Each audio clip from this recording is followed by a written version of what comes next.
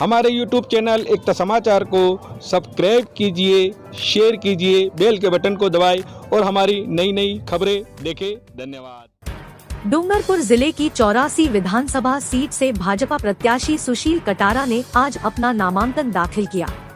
84 से बीजेपी प्रत्याशी सुशील कटारा ढोल धमाकों एवं समर्थकों की भारी भीड़ के साथ रैली के रूप में सीमलवाड़ा एसडीएम कार्यालय पहुंचे, जहां उन्होंने अपने 4 समर्थकों के साथ सीमलवाड़ा रिटर्निंग अधिकारी के समक्ष नामांकन प्रस्तुत किया। नामांकन भरने से पहले सीमलवाड़ा हनुमान मंदिर से एसडीएम कार्यालय तक विशाल रैली निकाली गई, जिसमें सांसद कनकमल कटारा सहित भाजपा के हजारों कार्यकर्ताओं एवं समर्थकों का जबरदस्त जनसैलाब देखने को मिला।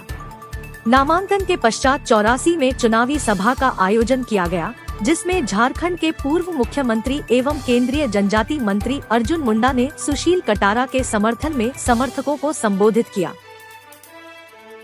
ये 84 की जनता का प्यार है, जो पिछले 23 वर्षों की मेरी राजनीति का जो जलवा यहाँ आज जो दिख रहा है, निश्चित रूप से 84 क्षेत्र में जो विकास के नए आयाम इतने वर्षों में मुझे जो अवसर 84 की जनता ने दिए हैं, निश्चित रूप से पिछले 5 सालों में कांग्रेस और बीटीपी और नई पार्टी बना के जो कांग्रेस के साथ में 5 साल खड़े रहे और उनकी सरकार को बचाया, होटलों में गुलाब जामुन मिठाइयाँ खाई, ऐसे लोगों को इस सरकार जो 5 साल निकम्मापन का काम किया है 84 की जनता आज उमड़ के इसलिए आ रही है कि उनके झूठे वादों को उखाड़ के फेंकने वाली है। इसलिए ये जनसैलाब जो आपको दिख रहा है, निश्चित रूप से ये एक परिवर्तन की बयान लेके आने वाला है और ये परिवर्तन 84 की जनता की खुशहाली के लिए है, जो पिछले 5 सालों में 84 को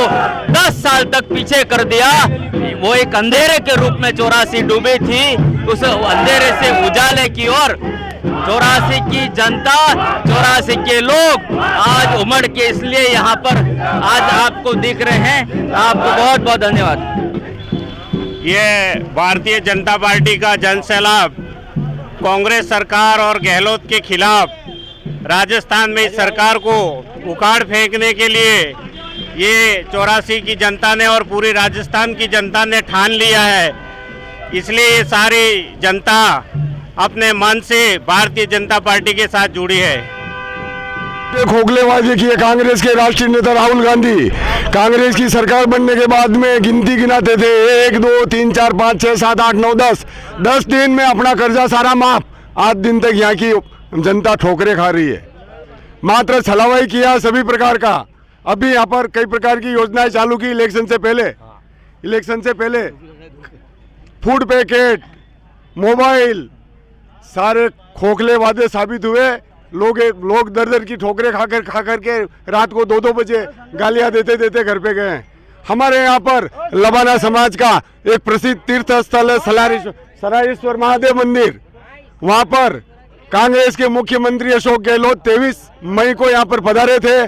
उन्होंने 50 लाख का सामुदायिक भवन की घोषणा की थी, सिर्फ कागजों में ही रही। भंडारी को उप तहसील बनाई, वो भी कागजों में रही और समाज के साथ में सभी प्रकार का धोखा किया।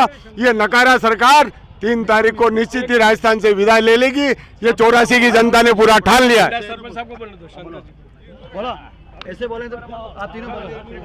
84 के इस चुनाव में अब की बार कांग्रेस पूरी तरह से साफ हो जाएगी, क्योंकि वो थोथी घोषणाएं करती है। उन्होंने सीमलवाड़ा को नगरपालिका की प्रशासनिक घोषणा कर दी और लेटर पहुंचा दिया, लेकिन धरातल पर इस तरह की कोई वो हुआ नहीं। इसलिए जनता को बेवकूफ़ बनाने के अलावा उनका कोई काम नहीं है।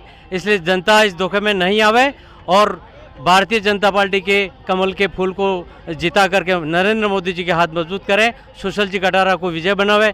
यही कहकर मेरी बात को ही विराम देता हूँ। जय हिंद, जय भारतीय जनता पार्टी यहाँ पर गत 5 साल से कांग्रेस की सरकार है, और तो हमारी इस एरिया में करीब 40 से 50 हत्याएं हुई है, 100 से ज़्यादा चोरी और लूट की घटनाएं हुई है। यहाँ के कांग्रेस के और बीटीपी के नेताओं ने कहा था कि अगर 8 दिन के अंदर हम हत्या का पता नहीं लगाएंगे तो पूरे प्रशासन को बदल लेंगे, पुलिस प्रशासन को, परंतु एक भी हत्यारे का वाला अभी तक पकड़ा नहीं गया है। सब आराम से घूम रहे हैं और कहीं भी चोरी पकड़ी नहीं गई है। पूरा इस राज्य के अंदर, विधानसभा के अंदर लूट, चोरी, हत्याओं का ही काम हो रहा है और सरकार पूरी शुद्ध बैठी हुई है और यहाँ कोई काम नहीं हो रहा है। और विशेष करके जो रोडवेज की बसें 57 थी, उसकी जगह मात्र 7 बसें चल रही है। सिर्फ गुजरात की बसों के ऊपर हम आधारित है। यहाँ की सरकार निकम्मी है, बिजली के नाम पर पैसा कम कर रही है, परंतु बिजली तो काट रही है, बिजली पूरी मिलती नहीं है और बिजली विभाग का दिवालिया आ गया है।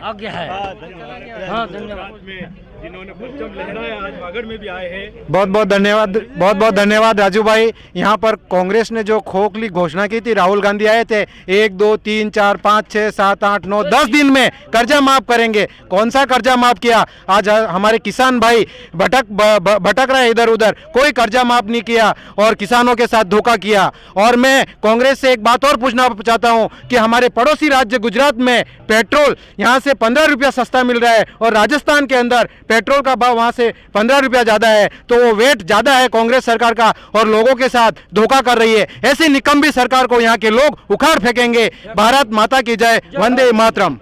आने वाले समय में हमारे राजस्थान में तो भाजपा की सरकार बनने ही वाली है, लेकिन डूंगरपुर में चारों के चारों विधानसभा बीजेपी की झोली में जाती हुई दिख रही है। पूरा माहौल भाजपामय हो गया है और कांग्रेस सरकार के जो कुकर्म है या निकम्मी है, इस वजह से जनता भारतीय जनता पार्टी की ओर आंखें आशा की नज़रों से देख रही है और आने वाले समय में भाजपा की सरकार बनेगी। भारतीय जनता पार्टी डूंगरपुर में पुनः इतिहास बनाने जा रहे हैं, क्योंकि जिस इस आदिवासी अंचल में ट्राइबल पार्टी के नाम से जिन लोगों ने वोट लेके आदिवासियों का भला करने के लिए हमें जिताओ, ऐसा लोगों को गुमराह करके जिन लोगों ने आदिवासियों के वोटों से अपनी राजनीति रोटियां सेकी और जब कांग्रेस के विरोध में बात करके इस भ्रष्ट सरकार को बचाने का जिन्होंने काम किया है, उन लोगों को करारा जवाब देने का समय आ गया है। इसलिए मैं सभी हमारे आदिवासी बंधुओं से, जनजाति बंधुओं से निवेदन करूंगा कि आप अब की बार भारतीय जनता पार्टी को पुनः जिताकर हमारे यशस्वी प्रधानमंत्री के हाथ मजबूत करें और भारतीय जनता पार्टी के यशस्वी प्रत्याशी हमारे सुशील जी कटारा को पुनः इस विधानसभा से विजय बनाकर इस विधानसभा का विकास करें। धन्यवाद। जय हिंद, जय भारत। देखिए, बिल्कुल चारों विधानसभा का नहीं, पूरे राजस्थान में बच चुका है और भारतीय जनता पार्टी प्रचंड बहुमत के साथ आ रही है। एक तरफा वायुमंडल बना हुआ है। कल मैंने जी न्यूज़ पे भी डिबेट में अपना बोला था, सभी आमने सामने का कार्यक्रम था और उसमें भी मैंने बताया था कि भारतीय जनता पार्टी 150 से ऊपर सीटें लेके स्पष्ट बहुमत से, प्रचंड बहुमत से आ रही है, क्योंकि पिछले 5 साल में इस राजस्थान की गूंगी बहरी नकारा सरकार ने युवाओं के साथ धोखा किया, किसानों के साथ धोखा किया, भ्रष्टाचारी सरकार, सनातनी विरोधी सरकार, और इस सरकार ने महिलाओं के अपराध में भी राजस्थान को शर्मसार कर दिया।